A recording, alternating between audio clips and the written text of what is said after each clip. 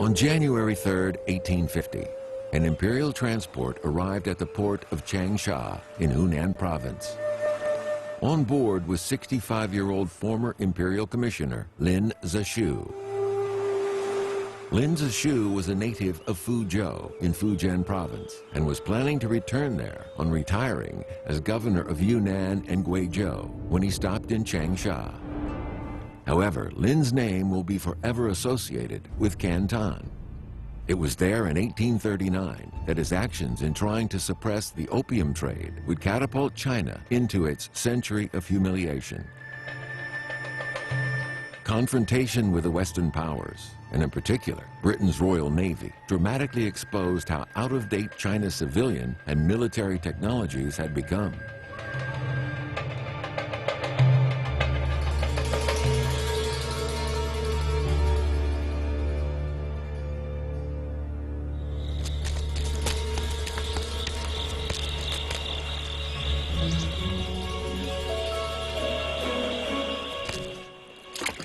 In Changsha, Lin was to meet with 38-year-old Zhou Zongtung, a man who was later to take up the challenge that Lin's Canton misadventure had posed.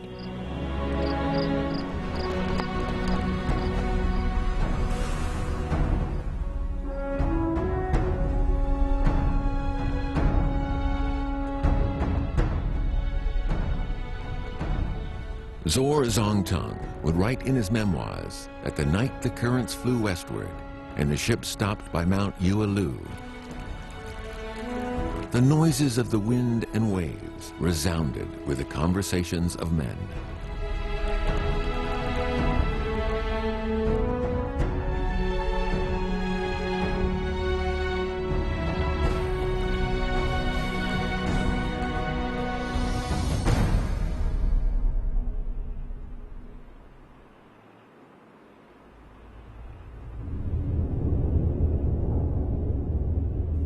As the Industrial Revolution rushed ahead in Europe and America, Asia was left behind. In 1866, the Battle of Lissa between Italy and Austria saw the first major engagement of ironclad warships.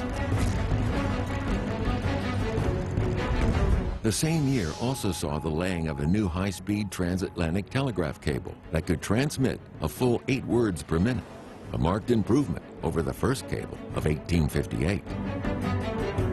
In 1867, the destructive power of modern technologies made a great leap forward with Alfred Nobel's invention of dynamite. In 1853, Japan too had found itself confounded by the superiority of Western military technology when the United States Commodore Perry demonstrated his ship's firepower in Tokyo Bay. Japan's efforts to modernize initially showed no great success, but in 1868, under the Meiji Restoration, a dramatic reversal of fortune was to begin.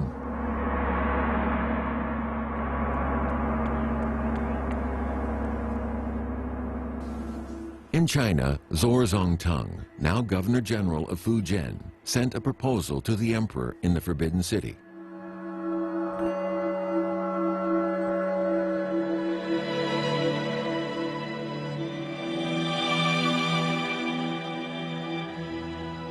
In his proposal, Zhou Zongtung pointed out how important it was to establish a modern navy to resist the possible invasion by Western powers. To this end, he suggested building an arsenal and naval academy to study how to build battleships and to establish a modern navy.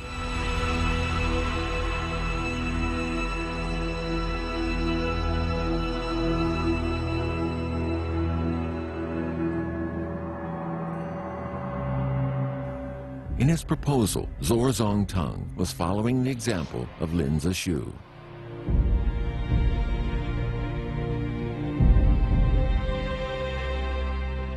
"20 years earlier, the emperor, Dao Guang, had dismissed Lin's ideas as complete nonsense. 朝廷从上到下引起了绝大多数人的反感、反对，甚至给林则徐扣了很多大帽子。林则徐认为，他们这是 窥夷夏之防，就是认为这个华夏文化和敌夷文化之间有一道这个文化防线。你说要学习他造船，那么逐渐中国文化就会被这种所谓的敌夷文化所破坏了，所以这个帽子是很大的。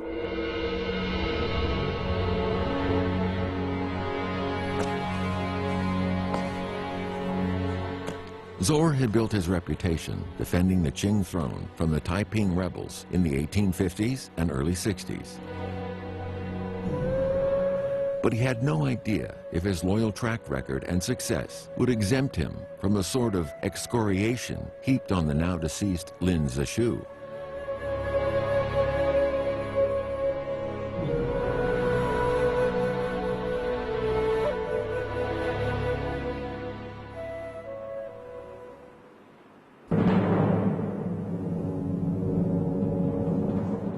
Power in the court was in the hands of the Empress Dowager Cixi. She had seen firsthand how weak China's military had become from the failure of her husband, the Emperor Shi Yanfeng's forces in the Second Opium War. 你跟谁打仗，他的武器比你好，你要学他。用今天看来说，这是个最平常的事情。曾国藩、左宗棠、李鸿章感受到洋枪洋炮外国船只的厉害，所以他们这时候反过头来，想起了当年林则徐提出来的师夷长技以制夷，想起了林则徐魏源让魏源编的那本书《海国图志》。The Dowager Empress Cixi, acting as a regent, decided to support Zhor Zongtung's proposal. She further began to favor the progressive faction at court, led by Prince Gong, and appointed Zheng Gorfan, Li Hongzheng, and Zhor Zongtung to important positions. The reformers were leaders of the self-strengthening, whose objectives were primarily to improve China's military capabilities. They planned and built munitions factories and arsenals, purchased weapons from the West, and set about creating a modern navy. The period became known as the Tongzhou Restoration. The dissolute teenage emperor was little involved. 第二次鸦片战争以后，清政府已经意识到我们需要一支近代化的海军，因为坚船利炮造成的这种教训实在是太惨痛了，叫更深之变，创剧痛深，对吧？圆明园一把火都烧掉了啊！所以他想到了要建立一支近代化的海军，但是这不是海权意识的表现，他只是建立一支海军，防止外来的侵略，继续关起大门来闭关自守，所以他没有海权意识，是吧？他建的是海防，而不是海权。In 1863, a Briton, Robert Hart, was appointed Inspector General of China's Imperial Maritime Customs Service, IMCS, a post he was to hold for the next 47 years. Hart and Prince Gong held each other in high regard, and it was on Hart's recommendation that the prince sought to purchase British-built gunboats to combat Taiping rebels on the Yangtze. The previous year, the court had set aside 920,000 silver tiles to purchase 7 vessels. Robert Hart's predecessor as Inspector General, another Briton, Horatio Nelson Leigh, was entrusted with arranging the purchase.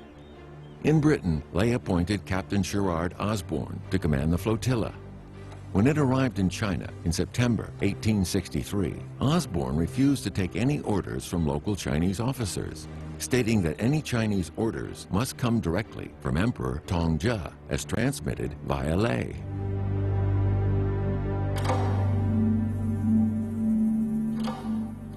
The imperial court refused to ratify this. The impasse was absolute.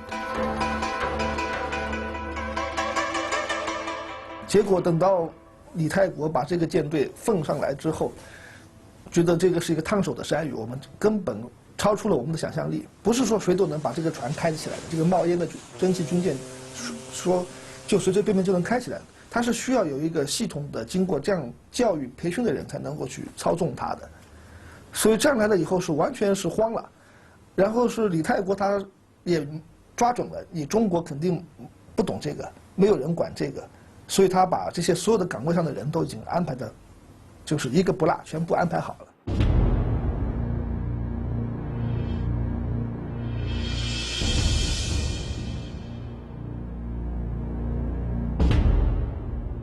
The Qing court was frustrated to learn that they had no ability to command this new fleet. They took the view that they'd rather write off the millions invested than accept a force controlled by foreigners under the Ley-Osborne arrangement.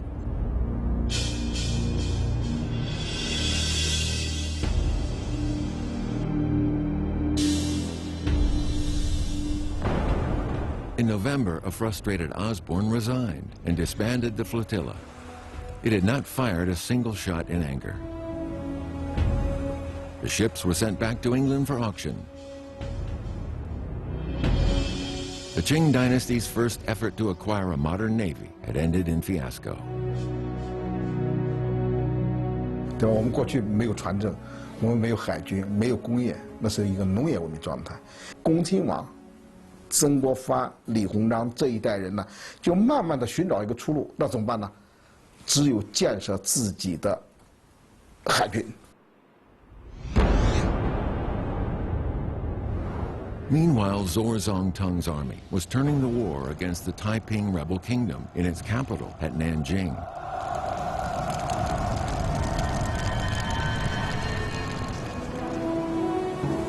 His victories earned Zor promotion to Governor General of the coastal provinces of Fujian and Zhejiang. This was the perfect opportunity for him to turn his attention to China's naval requirements.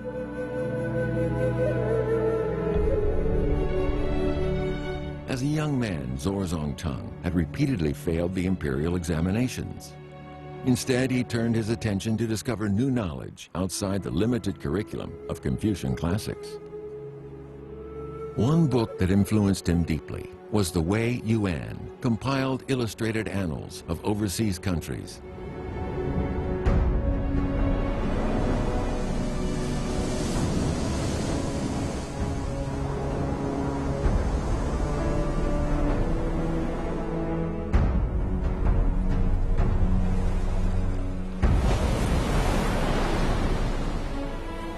As Lin Zexu before him, Zorzong Tung realized that the Qing dynasty needed to have its own navy and shipyards to protect itself from foreign powers.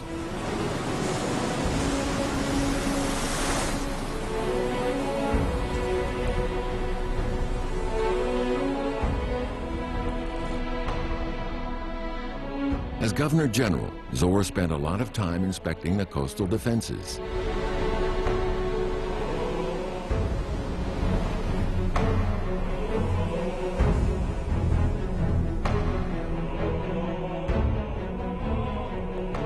Fujian is both a coastal province and very mountainous. As such, much of the population's livelihood was derived from the sea.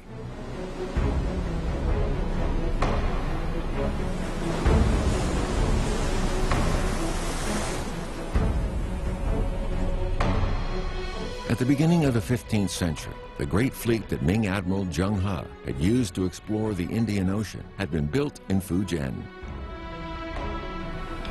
Its ports had been part of the Silk Road of the Sea from the beginning of the empire. It was renowned for producing seafarers.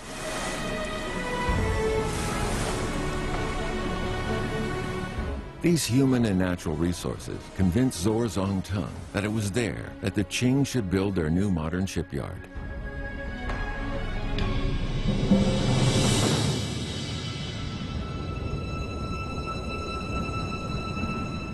However, periodic isolationist policies over the centuries meant that China was at a serious disadvantage in maritime matters compared to its rivals. Zorzong Tung knew that to build a modern navy, China would have no choice but to rely on help from Western countries. Zor needed to purchase machines and hire foreign engineers to build his ships. His proposal to the court in June 1866 had to tackle this sensitive issue head-on.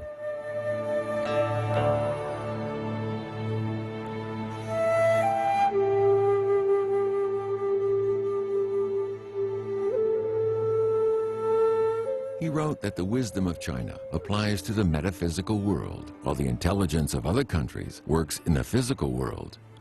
Contrary to China, the foreign countries emphasize science over philosophy.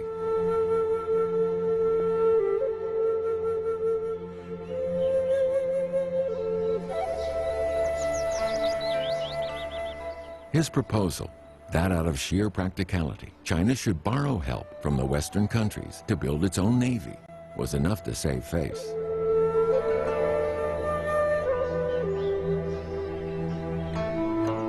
In fact, he had been in discussion for over a year with his French friend, Prosper Marie Jagel, and others.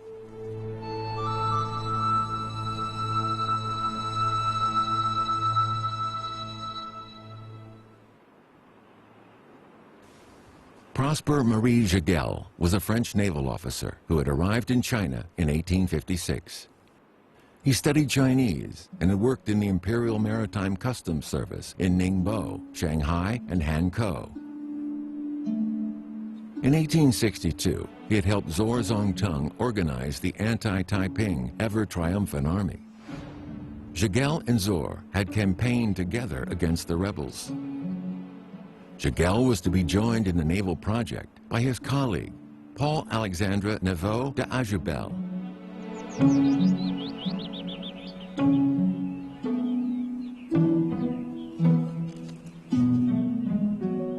In the fall of 1864, Prosper Jagel and Zhou Zongtung began to discuss how to establish a modern navy for China. His diary, he describes the interview with Zhou Zongtung. And he says Zhou Zongtung is extremely warm with him. And he says also that Zhou Zongtung is very simple. He's not a very haughty official. He's not full of himself. He says also that the yamen of Zhou Zongtung is very simple, much more simple than the ordinary yamens of other officials. There is not much luxury and so on.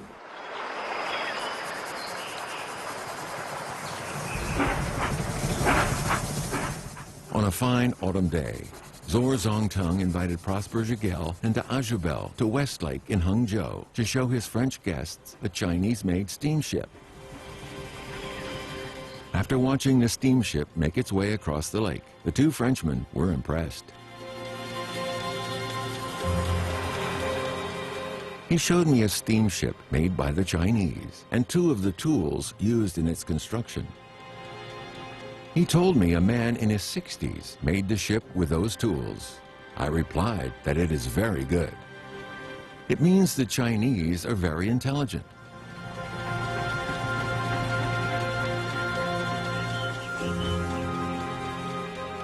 Jagel pointed out that China had no ability to make steam engines, which were crucial to the manufacture of battleships.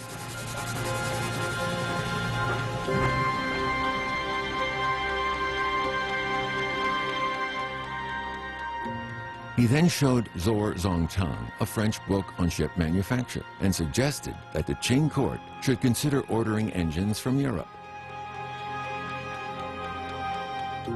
He offered to take care of the communication between the Chinese government and a French manufacturer, which he recommended.1849年，法国建造了这个人类历史上第一个以这个蒸汽作为主要动力的第一艘舰船，它叫拿破仑号。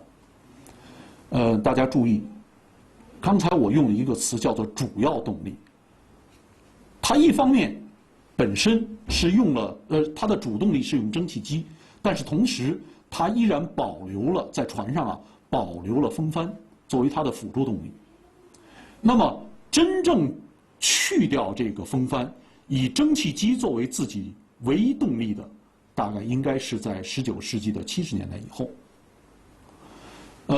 法国的造船工艺在当时是最高的。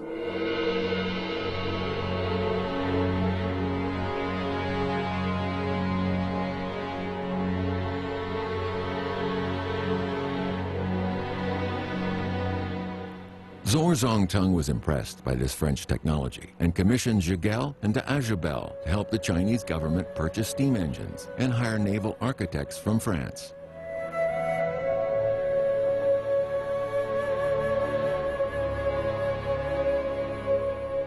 In early 1866, d'Ajubel returned to China first with a plan he and Jiguel worked out concerning ship manufacture and naval training. In the meantime, China was negotiating with Great Britain over modern battleship operation and naval strategy.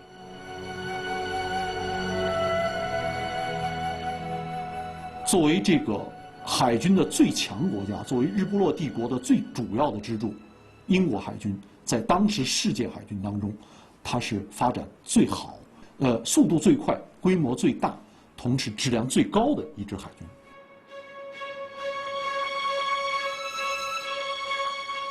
With the Ley Osborne misadventure in mind, Zhou emphasized the importance of training the necessary human operational resources rather than simply ship manufacture itself.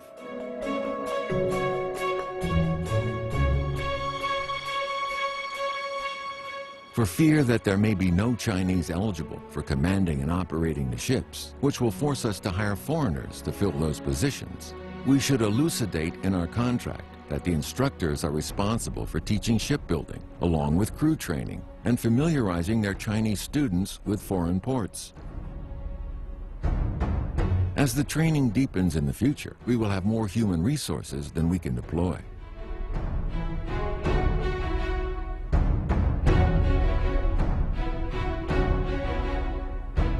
In this proposal, Zhou for the first time also warned the court of the menace of Japan. Japan had already begun purchasing battleships. They tore them apart, studied their structure, and tried to imitate it. After this ended in failure, they sent men to the British Isles to study its language and technology. In a few years, Japan will be making its own battleships. Zhou learned that in 1861, 5 years before his proposal to the Qing court, Japan already established a modern shipyard in Nagasaki. In 1864, Sakamoto Ryoma, a prominent figure in the Bakumatsu period, helped establish the Kobe Naval Training Institute, which adopted British naval training techniques.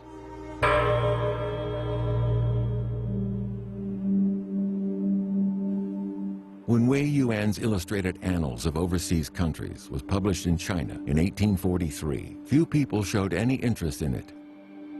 When it was published in Japan in 1851, it quickly became popular. In 10 years, it was reprinted 15 times, and its price tripled in that time. 中国人就是不理会这本书，这本来是林则徐魏源为了启蒙中国人编的这本书，因为他不仅介绍了武器，还介绍了当时世界各个州啊、各个国家的状况。因为他觉得我们对这些，林则徐开始对这英国哪来的什么，他觉得我们完全不了解，要了解敌人。介绍这本书，中国人整个不接受。这本书马上传到日本了。林则徐魏源为了启蒙中国人的书，开始没有启蒙到中国人，无意中启蒙了日本人，使日本又成了一个强国，反过头来侵略中国。 For centuries, Japanese pirates had raided China's coastal regions, but the rapid growth of the Japanese Navy made Zhou truly worried.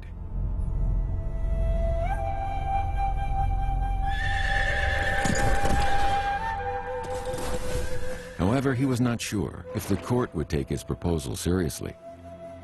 The reply was surprisingly prompt. In less than 20 days, he received a response on behalf of the emperor.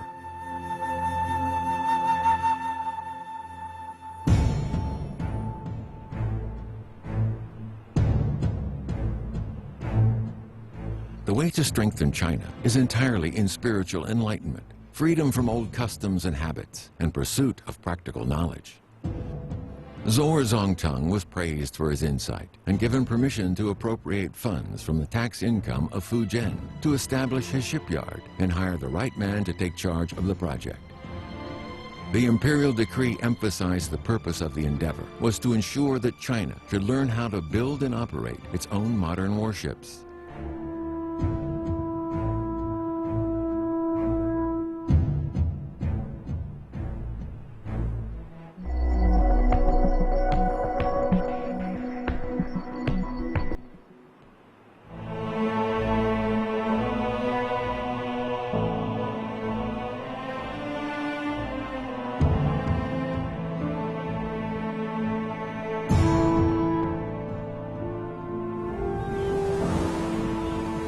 The Qing dynasty was becoming aware of the need to strengthen their defenses in the face of rising foreign powers.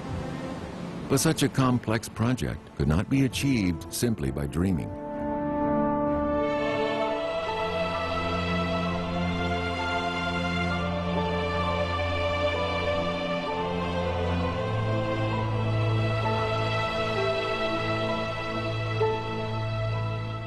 Gratified by the supported response on behalf of the emperor, Zongtung wrote to Prosper Zhigel, inviting him to oversee the technical aspects of the project.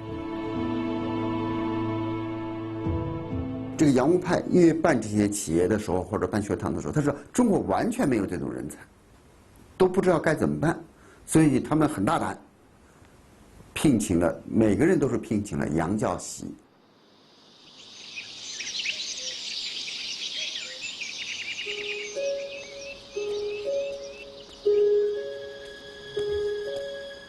In August 1866, the 31-year-old Zhigel arrived in Foochow for the first time. In this hottest season of the year, the shade of the city's banyan trees provided welcome relief.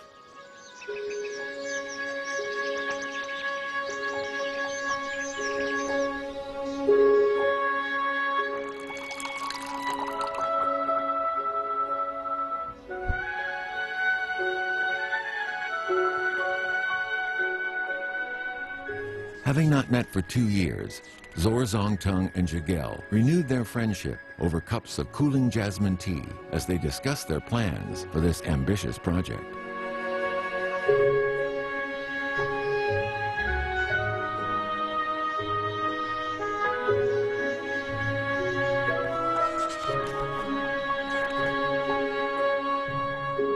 双方商定，就是高薪聘请日一哥作为正监督。 聘请德克碑作为副监督，双方共同管理洋教系。那么要包教包会我们的这个工匠跟学生确定5年时间造船舶16艘，那初步的经费呢确定300万两白银。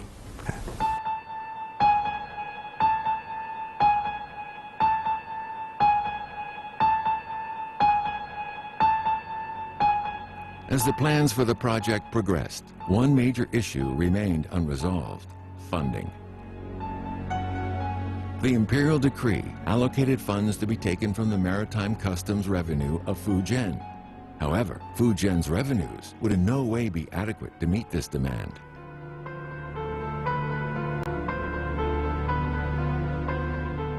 Zongtung turned to another friend of his, Hu Shuiyan.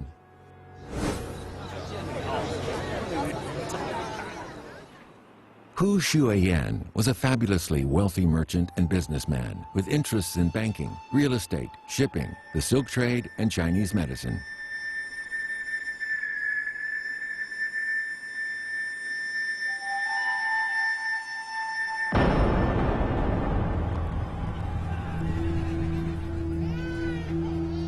In 1864, when Zongtung recaptured Hangzhou from the Taipings, the populace was starving. Hu Shuiyan used his influence to deliver food and other relief supplies to the city. The imperial court recognized this contribution by awarding him the red-topped hat of a first-grade official, an honor no merchant had ever received before.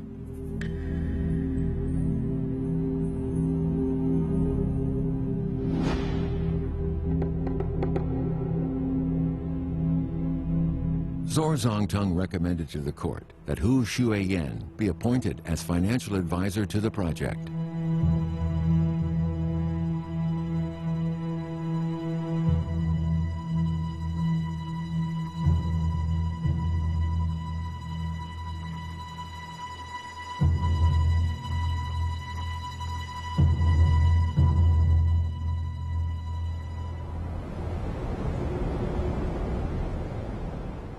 The city of Foochow is located upriver of the Min Estuary.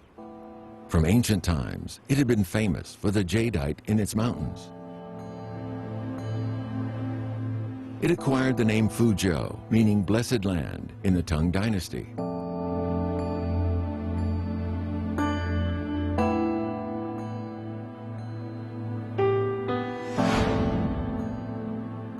Downriver was the port of Maui, an important stop passage to Taiwan.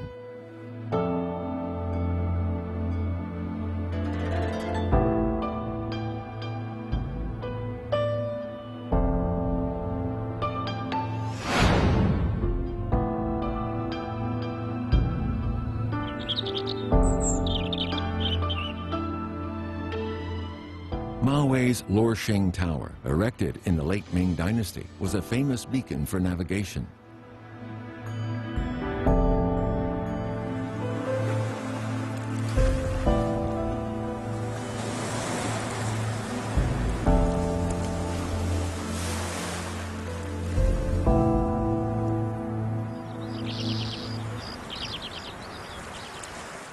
In the summer of 1866, Zor, Hu, and Jigel inspected hundreds of ports and gulfs in the Foochow area, searching for the ideal for China's first modern naval base.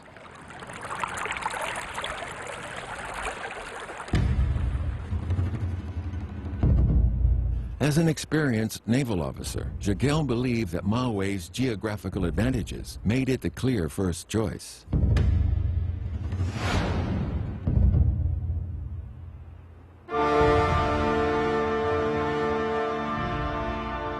因为马尾是天然良港，它是河口港，跟其他港口都不一样，它这个补给条件非常好。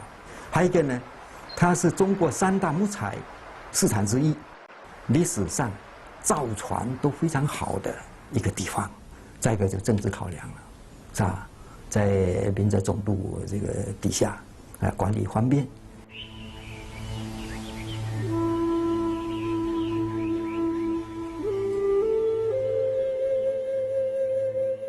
Zor Zongtung was well educated in traditional Chinese subjects, from literature to military strategy.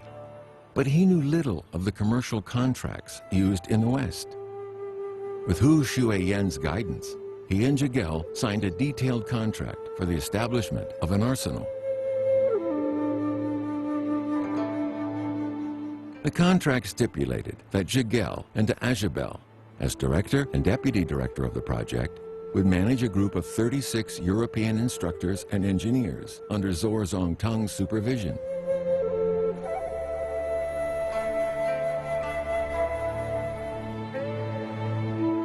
The term of their engagement was 5 years, and it was explicitly specified in the contract that these European employees were not allowed to abuse their Chinese students or employees in any way.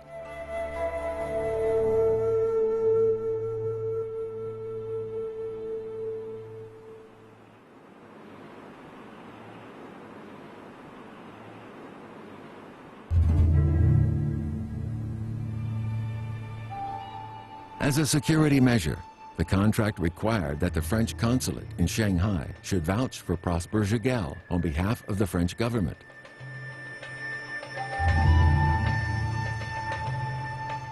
However, the French consul, Renier de Montmorin, rejected this.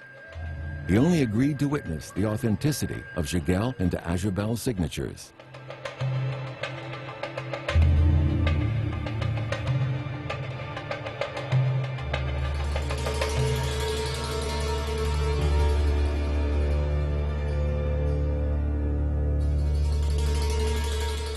If the French government didn't approve, he would not be able to import some of the machinery to China.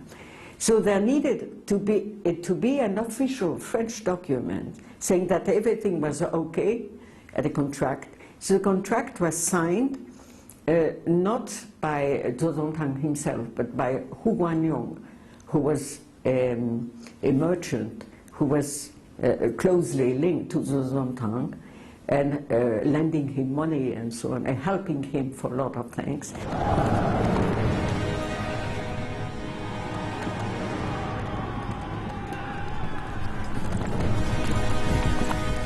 While Zor Zongtung was negotiating for the establishment of his naval base in Fujian, the Qing dynasty was once again threatened by rebellion, this time in the northwest.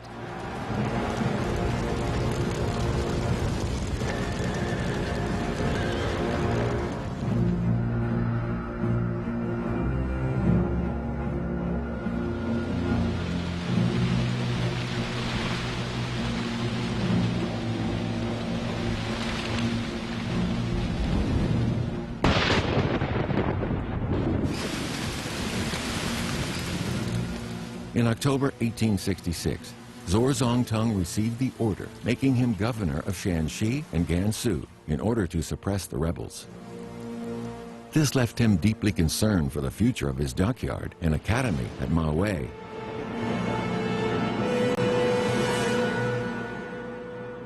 保守派呀、顽固派，就是这个敌视洋务活动的人呢，还大有人在。在那个时期，野蛮的、落后的思想还占统治地位。要能够抵挡住那个来自社会上层的这些非议和阻力啊，没有相应的声望和地位的人是不能抵挡的。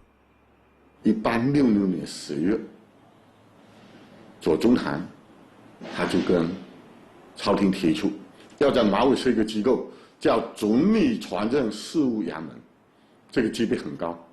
同时任命传政大臣，传政大臣的权限级别相当于总督这一类。这样的话，新总督来了，但是他不可能太过分的压制传政大臣。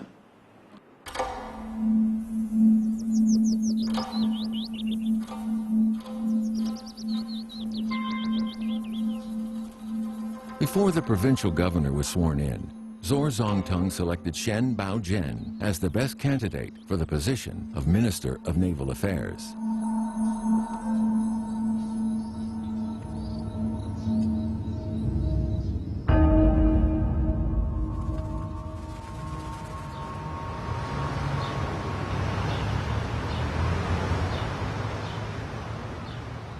Three Lanes and Seven Alleys was a famous neighborhood in Foochow and home to many generations of literati families.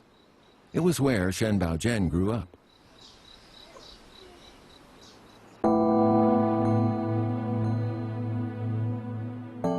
Shen Baojian was Lin Zexu's both nephew and son-in-law. He received an excellent education, and in 1847, when he was 27, he passed the top level of the imperial examinations. In subsequent years, served the court in various important posts.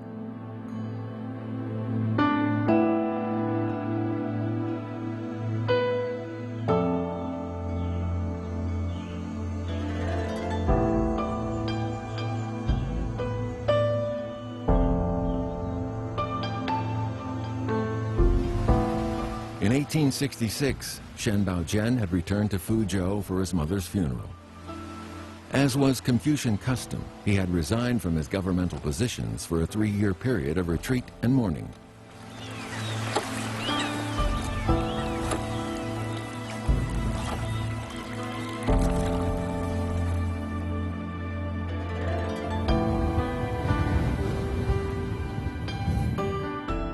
Zorzongtung admired Shen Baojian for his achievements in campaigning against corruption, and his naval project would require a leader both able and self-disciplined.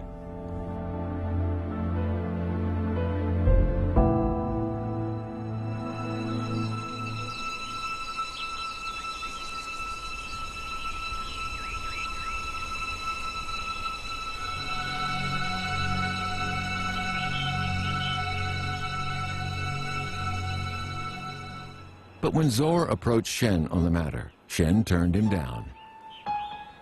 Zor is supposed to have called on Shen 4 times, all in a vain effort to get him to accept the post. "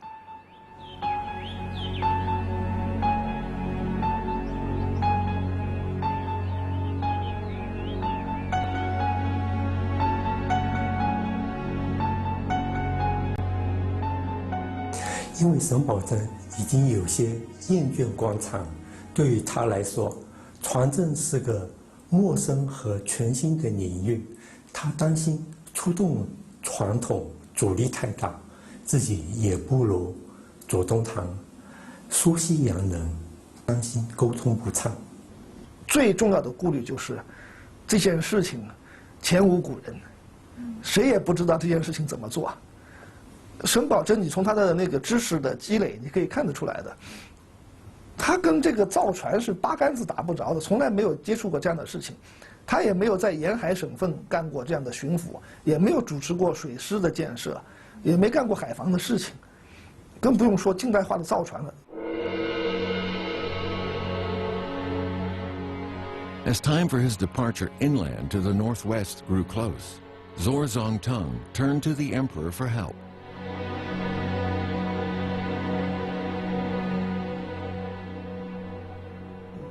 In his petition, Zor asked the emperor to decree personally to Shen Baojian that Shen should take up the post of the Minister of Naval Affairs and grant him the privilege of reporting to the emperor directly to avoid interference by other government departments.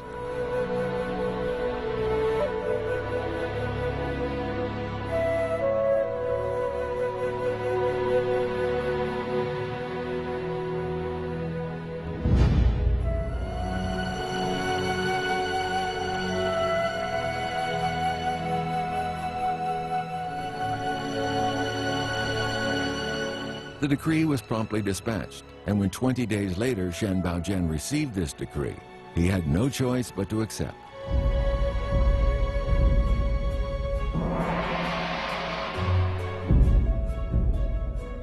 He simultaneously learned that compared with other arsenals established in Shanghai and elsewhere, this project was far larger in scale and scope.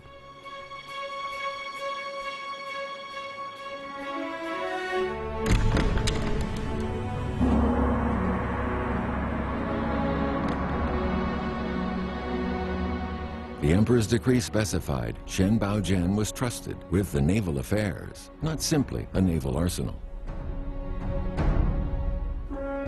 Unlike a local arsenal, the Office of Naval Affairs was a pillar of central government under the Qing dynasty, responsible for ship manufacturing, naval training, and deployments.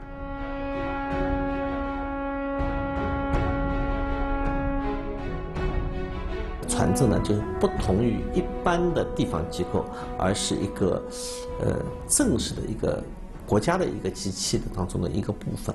那么在当时讲来呢，这个也是非常破天荒的，因为清政府的当时的官制当中，就是哪一级官、哪些职位都是在那个它的整个制度当中都是设计的非常清晰的。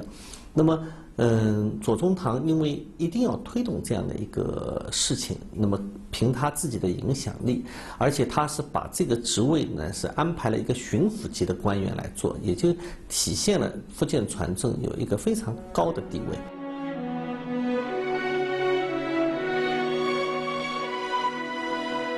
In the meantime, Zorzongtung's financial advisor, envoy Hu Shuiyan, met with French consul Brenier de Montmorin in Shanghai. Hu convinced the consul that the Fujian Arsenal project had the emperor's full support.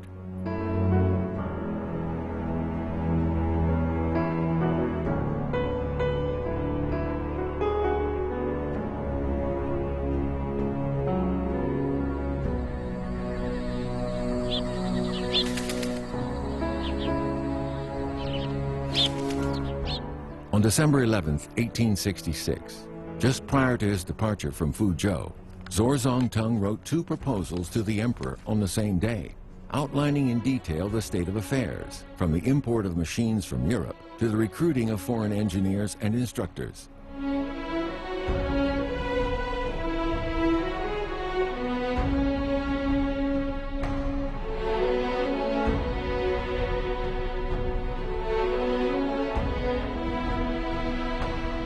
He reiterated the vital importance of the training of Chinese personnel.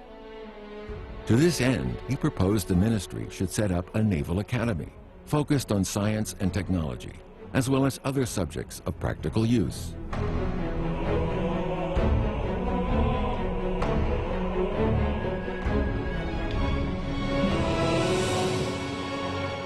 Part of Zorzongtung's proposal was to select intelligent young people to study foreign languages, text, and mathematics, and who could eventually be trained to be scientists and engineers.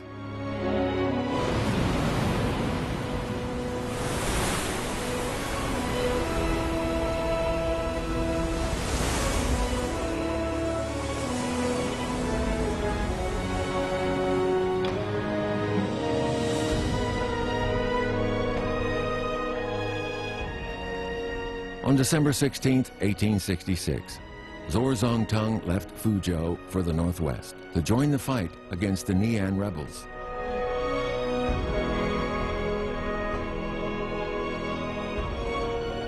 A devoted servant of the Qing court, he was ready to serve in any way he could to preserve the empire.